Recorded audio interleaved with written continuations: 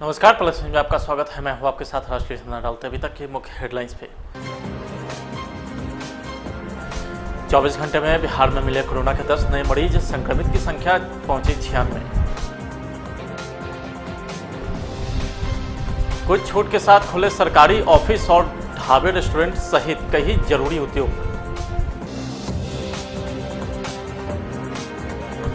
सासारां में जिला जज ने गरीबों के बीच बांटा राहत सामग्री।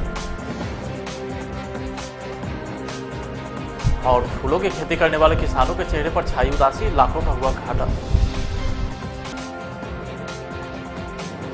अब खबरें विस्तार से। 3 और लोगों में कोरोना पॉजिटिव होने की पुष्टि के साथ ही बिहार में कोरोना संक्रमित मरीज की संख्या बढ़कर 96 हो गई है। रविवार देर रात आई रिपोर्ट के अनुसार ये सभी मरीज मुंगेर के जमालपुर के हैं। 30 साल, 36 साल और 52 साल के ये सभी मरीज पुरुष है। बताया जा रहा है कि ये सभी संक्रमित व्यक्ति के संपर्क में आने से ही पॉजिटिव हुए हैं। इसके साथ ही राज्य में कोरोना मरीज की संख्या बढ़कर 96 पहुंच गई है, जबकि सिर्फ मुंगेर में ही 20 लोगों में कोरोना का संक्रमण हो चुका है। जाहिर है कि मुंगेर में लगातार कोरोना का चेन बन रहा है। हालांकि सबसे अधिक अभी भी सिवान में 29 कोरोना मरीज हैं।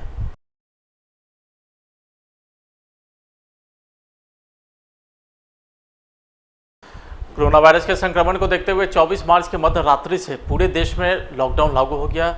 उस वक्त से ही बिहार में कई काम धंधे बंद थे। हालांकि स्वास्थ्य, पुलिस, आपदा प्रबंधन जैसे कार्य इस दौरान भी जारी थे, लेकिन सरकार के विभिन्न विभाग सहित अन्य क्षेत्रों में काम बंद पड़े थे। बिहार सरकार ने इनमें से कुछ महत्वपूर्ण कार्यों को फिर से एक्टिव करने की कवायद शुरू कर दी है। हालांकि इसके लिए सोशल डिस्टेंसिंग और सैनिटाइजेशन जैसे कुछ शर्तें भी लागू रहेंगी। इसके तहत 20 अप्रैल से सरकारी कार्यालय में जहां कामकाज का माहौल सामान्य होगा, वहीं कई तरह के निर्माण कार्य भी शुरू हो जाएंगे। सामान्य प्रशासन विभाग के जारी आदेश के अनुसार वर्ग क और ख के सभी पदाधिकारी प्रतिदिन कार्यालय में आएंगे, तो वहीं ग और घ इसके नीचे के कर्मचारी और संविदा कर्मी 1/3 की संख्या में ही कार्यालय आएंगे। मनरेगा के तमाम कर्मी काम करना शुरू कर दिए हैं। 7 निश्चय कार्यक्रम, हर घर नल जल, पक्की नली गली, शौचालय का निर्माण, तालाब पोखर का जीर्णोद्धार कार्य भी शुरू करने के निर्देश पहले ही जारी कर दिए गए थे। कुछ और औद्योगिक यूनिट चालू करने के निर्देश, प्रिंट, इलेक्ट्रॉनिक्स, मीडिया और केबल से जुड़े काम भी शुरू हो चुके हैं।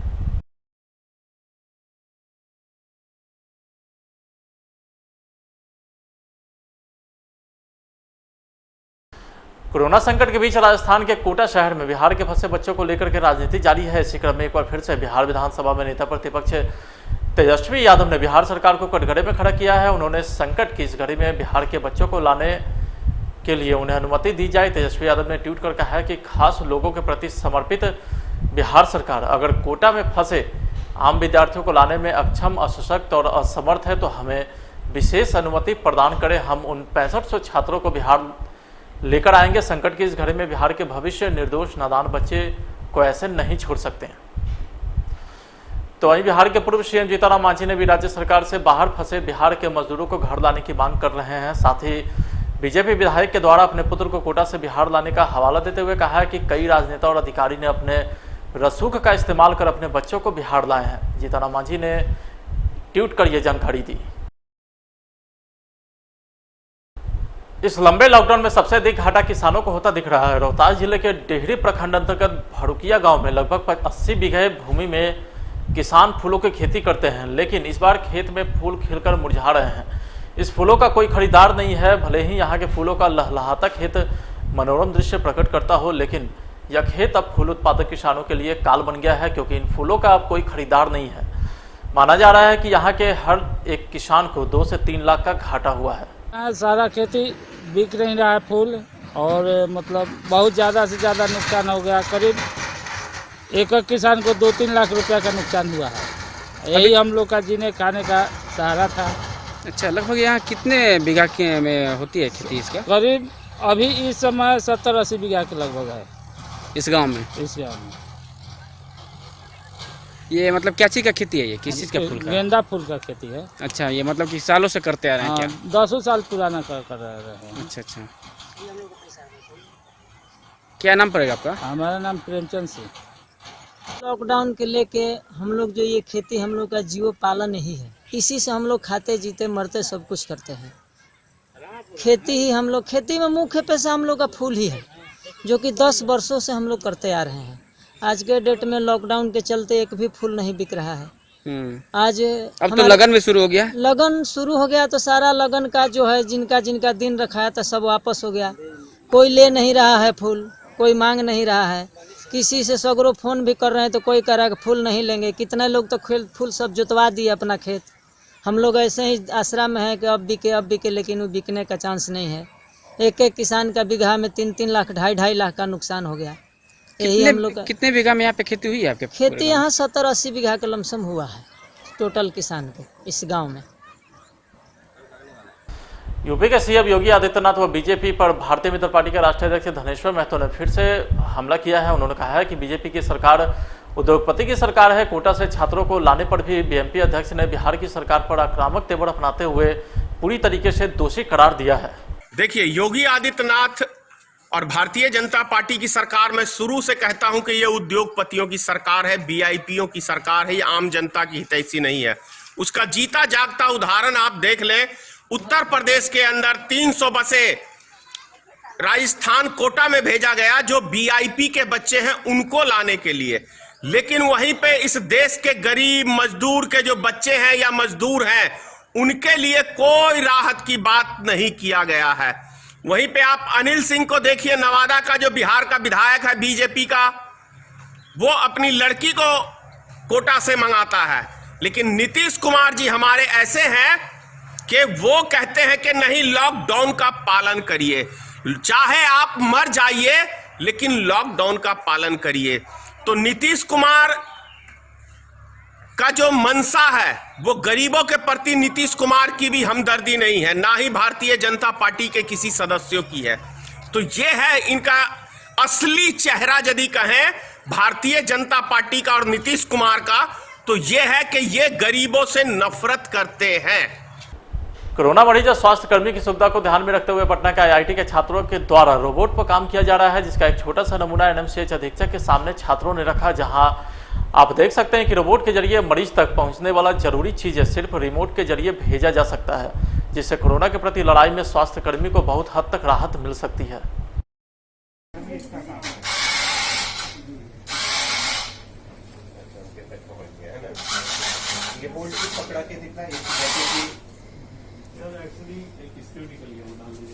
मेडिसिन डिलीवरी रोबोट हमने बनाया है और ये है बेसिकली आइसोलेशन वार्ड के लिए, जहाँ पे नर्सेज और डॉक्टर्स हमेशा जाते आते रहते हैं दवा देने के लिए या फिर खाना पहुंचाने के लिए। तो ये रोबोट की मदद से ये फायदा होगा कि एक कमरे में बैठे ही डॉक्टर इसको ऑपरेट करके इसको भेजा जा सकता है आइसोलेशन वार्ड में। ये खुद जाके खाना भी दे देगा, दवा भी पहुंचा देगा। इससे क्या होगा, डायरेक्ट संक्रमण का जो खतरा डॉक्टर और नर्सेज को है वो नहीं रहेगा। इस चीज का क्या नाम है जी? इसका क्या नाम है? इसका नाम हमने रखा मेडिसिन डिलीवरी रोबोट। ये बेसिकली मेडिसिन और खाना डिलीवर करने के लिए आइसोलेशन वार्ड में, इवन जैसा सुपरिटेंडेंट सर से बात हुआ तो आईसीयू में भी इस्तेमाल किया जा सकता है इसको। अभी कहाँ, मतलब इस डेमो का इस्तेमाल कहाँ किया जी? अभी इस डेमो का इस्तेमाल हम लोग एनएमसीएच में किया और सुपरिटेंडेंट सर के सामने सभी को हमने दिखाया कि ये किस तरह से काम करेगा बेसिकली। और फिर इसका बड़ा ये डेमोन्स्ट्रेशन करने के लिए ही रोबोट बनाया है और फिर इसका बड़ा स्वरूप एक बनेगा जो कि बाकायदा काम करेगा 1 हफ्ते के अंदर, वो हम यहाँ ला के देंगे। आगे का क्या प्रोसेस है जी? आगे का प्रोसेस यही है कि अगले 7 से 8 दिनों के अंदर हम इसका एक बड़ा जो फुल्ली फंक्शनल स्वरूप है उसको ला के यहाँ प्रस्तुत करेंगे और आइसोलेशन वार्ड में हम लोग टेस्ट करेंगे उसको। क्या नाम है आपका? जी, आपका क्या नाम? अमित कुमार सिंह। किस कंपनी के तहत? जी, civilian robotics private limited, incubation centre, IIT Patna से हैं।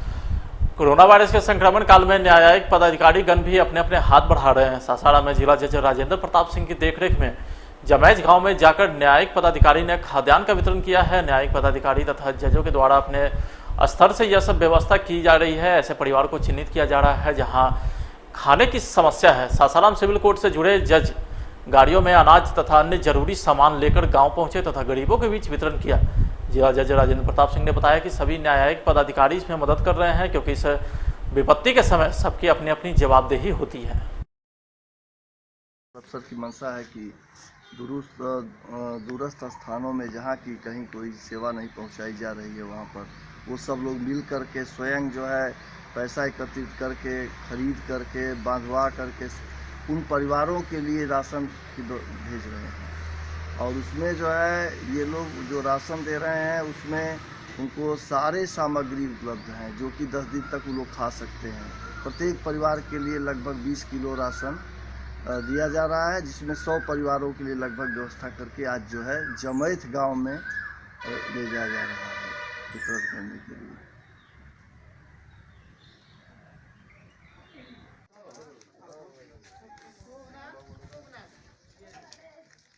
नाम लिखाई रहे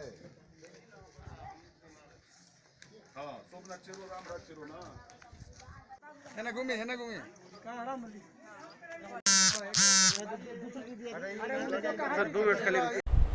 लॉकडाउन के बाद दूर दराज से मजदूरों का पलायन जारी है। देश में दूसरे चरण का लॉकडाउन शुरू है, लेकिन अभी भी मजदूर एक जिले से दूसरे जिले पैदल ही जाते दिख रहे हैं। ऐसे ही पैदल चलने वाले मुसाफिर का एक दल विक्रमगंज में देखा गया, जो थक हार कर सड़क किनारे पेड़ के नीचे विश्राम करने की जगह खोज रहे थे। कोई सड़क किनारे लेटा हुआ मिला तो कोई पेड़ के किनारे हाफते मिला। किसी के पैर में छाले दिख रहे थे तो कोई किसी वाहन के इंतजार में खड़े हैं कि कोई ट्रक या गाड़ी मिल जाए तो कुछ दूर आगे तक पहुंचा दे। पूछने पर पता चला कि कुछ लोग मोहनिया में तो कुछ लोग सासाराम से पैदल ही मोतिहारी और सीतामढ़ी के लिए निकले हैं। वहाँ पर ग्लेस ट्रेडिंग इंडिया प्राइवेट में काम करते थे, डायरेक्ट सेलिंग मार्केट है। कितने दिन से रह रहे हैं वहाँ? हम वहाँ पर 4 महीने से रह रहे थे। अभी कहाँ जा रहे हैं आप? अभी हम लोग नेपाल जा रहे हैं। क्यों? वहाँ रहने में क्या दिक्कत था? सरकार तो बोल रहा है कि आप जहाँ है वहीं कंट्राक्ट हो रही है। तो सर वहाँ पर खाने पीने के लिए दिक्कत हो रहा था ना, तो इसी के लिए हम लोग जा रहे हैं। तो जहाँ आप कंपनी में रहते थे वहाँ कंपनी वाला खाना नहीं देता था? कंपनी देता था लेकिन उतना अच्छा खाना नहीं देता था। तो कोरोना वायरस से जल्दी उससे भूखमरी से मर जाएगा तो क्या करेगा। तो अभी करे को अच्छा खाना नहीं देता था, अभी करे भूखमरी से मर जाएंगे। तो अच्छा खाना नहीं देता था, बहुत आने के दब खाना देता था, कुछ नहीं। अच्छा, अभी कहाँ जाओगे? अभी हम लोग यहाँ से सीतामढ़ी जाएंगे, सीतामढ़ी से नेपाल का बॉर्डर क्रॉस करके नेपाल जाएंगे। सब नेपाल के रहने वाले हो? जी सर। क्या नाम है? ऑस्ट्रेलिया के विस्फोटक ओपनर डेविड वार्नर लॉकडाउन के दौरान इस मुश्किल समय में अपने फैंस से लगातार जुड़े रहते हैं। वार्नर अपने नए नए वीडियो शेयर कर फैंस का मनोरंजन भी करते हैं। डेविड वार्नर ने अपने इंस्टाग्राम अकाउंट पर एक वीडियो शेयर किया है। इस वीडियो में डेविड वार्नर अपनी बेटी के साथ बॉक्सिंग प्रैक्टिस करते हुए नजर आ रहे हैं। इस वीडियो में डेविड वार्नर अपनी बेटी को बॉक्सिंग की ट्रेनिंग दे रहे हैं। इस दौरान वार्नर की बेटी लगातार पंच मार रही है और वार्नर अपने हाथों से डिफेंड कर रहे हैं। लॉकडाउन के कारण रोहतास जिले के भलुनी धाम में मंदिर बंद हो जाने के कारण बंदरों पर खाने का संकट मंडराने लगा है। यहाँ पर कोई श्रद्धालु नहीं पहुँच पा रहे हैं, जिसके कारण बंदर को खाने की समस्या हो रही है। इस भलुनी धाम में लगभग 1000 से अधिक बंदर है। पहले लोग यहाँ माता के दरबार में दर्शन करने प्रत्येक दिन आते थे, तो बंदरों को कुछ न कुछ खाना मिल जाता था। मान्यता ये भी है कि माता के दर्शन के बाद बंदर को खिलाने से पुण्य प्राप्त होती है, इसी वजह से बंदर के पेट भर जाते थे। अब लॉकडाउन में बंदरों को कुछ खाने को नहीं मिल रहा है। अभी आपके द्वारा यहाँ भलुनी धाम में बंदरों के लिए खाना का व्यवस्था किया गया है, क्या कहना चाहते हैं इसमें? देखिए, देश में है इस समय भयावह स्थिति बन गई है कोरोना की वजह से। इस समय सरकार हमारी काफी मदद कर रही है, सभी आम जनता की। हमें सूचना मिली कि भलुनी धाम में प्राचीन मंदिर है, यहाँ पे बंदर भूख से व्याकुल है। आम लोगों द्वारा भी राहत इन लोगों को भोजन व्यवस्था कराई जा रही है, लेकिन हमें सूचना मिली तो हम यहाँ पे पहुंचे और जब तक लॉकडाउन रहेगी हम इन लोगों के लिए भोजन की व्यवस्था लगातार मेरे द्वारा जारी रहेगी। क्या नाम है आपका? विवेक कुमार पांडे उर्फ सोनू पांडे, करघर। बनतिया जाई कटिया से ना आराम से साइड से चल जाई। अरे जाई ना, देखो। हाँ हाँ। कोरोना संकट के बचाव को लेकर के सरकार के द्वारा जारी लॉकडाउन को पालन करवाने के लिए पुलिस के समक्ष ही लॉकडाउन की धज्जियां समस्तीपुर में उड़ी। लॉकडाउन का पालन करवाने वाले पुलिस को सम्मानित करने का दीनबंधु सामाजिक संस्था के द्वारा कार्यक्रम के दौरान शहर की यह घटना चर्चा का विषय बना हुआ है। शहर के मुख्य मार्ग पर दीनबंधु सामाजिक संस्था की बड़ी संख्या में उपस्थित कार्यकर्ता के द्वारा लॉकडाउन का बेहतर पालन करवाने वाले पुलिस के लिए सम्मान समारोह के दौरान सड़क पर ही उनके ऊपर फूल बरसाए गए। इस दौरान कई पुलिस अधिकारी के अलावा सत्ताधारी दल के नेता व जनप्रतिनिधि भी उपस्थित थे। सबके सामने सैकड़ों लोग बिना मास्क के भीड़ लगाकर लॉकडाउन की धज्जी उड़ाते देखे गए। लगाकर इस तरह से सम्मानित किया जा रहा है, क्या कहेंगे आप इस पर? सर, सबसे पहले तो ये बताना चाहता हूँ, यहाँ पे एक संस्था के माध्यम से उन्हें जानकारी मिली थी राशन बांटने के लिए, और हम लोग सोशल डिस्टेंसिंग का पालन करते हुए अभी उनको जो भी कोरोना योद्धा हैं, जैसे पुलिस है, प्रशासन है, पत्रकार, रेल कर्मी है, नर्स है, उनके सम्मान में जनता खुद अपने घर से निकल के डिस्टेंस का पालन करते हुए स्वागत करिए फूल से कि उनका हौसला बढ़ाया जाए इस विकराल स्थिति में। विजुअल में तो कहीं से नहीं लग रहा है कि सोशल डिस्टेंसिंग जब है कि 5 आदमी को इकट्ठा नहीं होना है, ये जो सैकड़ों आदमी जो इकट्ठा हो रहे हैं, ये लॉकडाउन का उल्लंघन नहीं है क्या? सर, इससे पूर्व भी आदमी तो प्रशासन सबको जागरूक कर रही है और जाने में, गाड़ी में बैठने में सब तो खुद सैनिटाइज रहते हैं, रोज उनका स्क्रीनिंग होता है। तो सर ये सब तो टेक्निकल मामला है, आप लोग खुद से बता सकते हैं। फूल मालाएं कहाँ से आ गई? सर ये लोग, हम लोग जो घर में फ्रीजर में रखे हुए थे या कहीं बागवानी कर रहे थे, तो उसके माध्यम से सर हम लोग खरीद कर और उसे जाकर हम लोग अपना काम कर रहे हैं। और इससे हौसला बढ़ा रहे हैं। मानस विद्वान क्या है?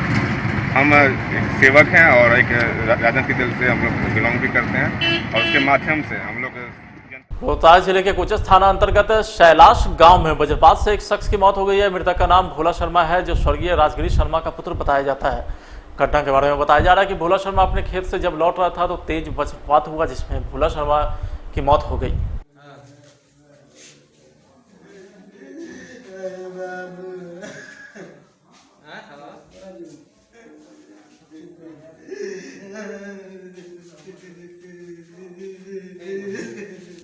गए थे खेत से आ रहे थे गांव में आ रहे थे। उसी समय गांव से कुछ दूर थे, उस समय बिजली मार दिया, इनको गिर गए। तब तक इनके साथ एक आदमी था, वो आए घर पर कहने के बाद सब लोग गए, टांग कर लाने के बाद राखी उखी मला और इनका एक बरसात चला। इसके बाद कहानी खत्म। हम लोग आशा बस इनको लेकर आए हैं अस्पताल में।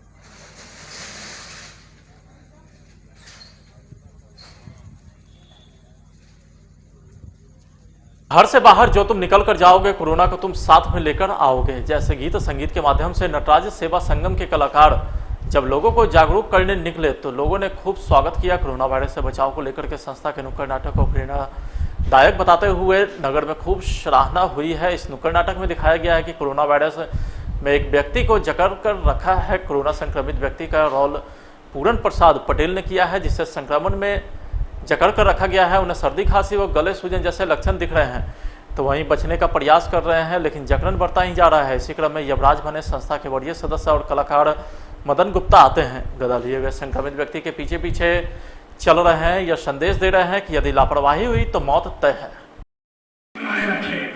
घर से बाहर ना निकले, सुरक्षित रहे, घर में रहे। फिलहाल आज की खबर में इतना ही। आप देख रहे हैं प्लस न्यूज। नमस्कार।